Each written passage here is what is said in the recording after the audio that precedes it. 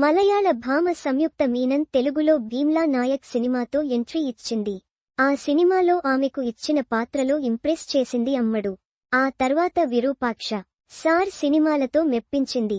తెలుగులో వచ్చిన పాపులారిటీతో తమిళ్లో కూడా వరుస ఛాన్స్లు అందుకుంటుంది సంయుక్త. ప్రస్తుతం అమ్మడు తెలుగులో స్వయంభు, నారి నారి నడుమ మురారి సినిమాల్లో నటిస్తుంది. నిఖిల్ స్వయంభు సినిమా పీరియాడికల్ కథతో వస్తుంది. ఆ సినిమా కోసం సంయుక్త కూడా గుర్రపు స్వారీ నేర్చుకుని మరీ యాక్షన్ సీన్స్ చేసిందని టాక్. ఇక ఈ సినిమాతో పాటు శర్వానంద్తో నారి నారి నడుమ మురారి సినిమా చేస్తుంది సంయుక్త మీనన్. ఆ సినిమా యూత్ఫుల్ ఎంటర్టైనర్గా రాబోతుంది. ఈ మధ్యనే నారి నారి నడుమ మురారి సినిమా నుంచి వచ్చిన సాంగ్ ఒకటి ఆడియన్స్ నుంచి మంచి రెస్పాన్స్ తెచ్చుకుంది. ఈ రెండు సినిమాలే కాదు, అమ్మడు బాలకృష్ణ అఖండ 2లో కూడా స్క్రీన్ షేర్ చేసుకుంటుంది.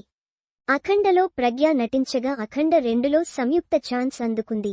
బాలయ్యతో ఛాన్స్ తప్పకుండా అమ్మడి కెరీర్కి హెల్ప్ అవుతుందని చెప్పొచ్చు. అయితే అఖండ 2లో సంయుక్త రోల్ ఏంటన్నది ఇంకా క్లారిటీ రాలేదు. అయితే సంయుక్త తెలుగులో ఎందుకో వెనకబడింది. రాబోతున్న 2 సినిమాల మీదే సంయుక్త తన ఆశలన్నీ పెట్టుకుంది. ఈ సినిమాల ఫలితాల మీదే ఈ హీరోయిన్ నెక్స్ట్ సినిమాల అవకాశాలు ఉంటాయి.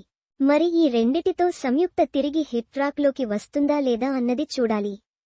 సంయుక్త మీనన్ని తెలుగు ఆడియన్స్ ఓన్ చేసుకున్నారు. అయితే సంయుక్త యూత్ఫుల్ ఎంటర్టైనర్స్కి దూరంగా ఉంటుంది. యువతని మెప్పించాలంటే లవ్ స్టోరీస్లో నటించాలి.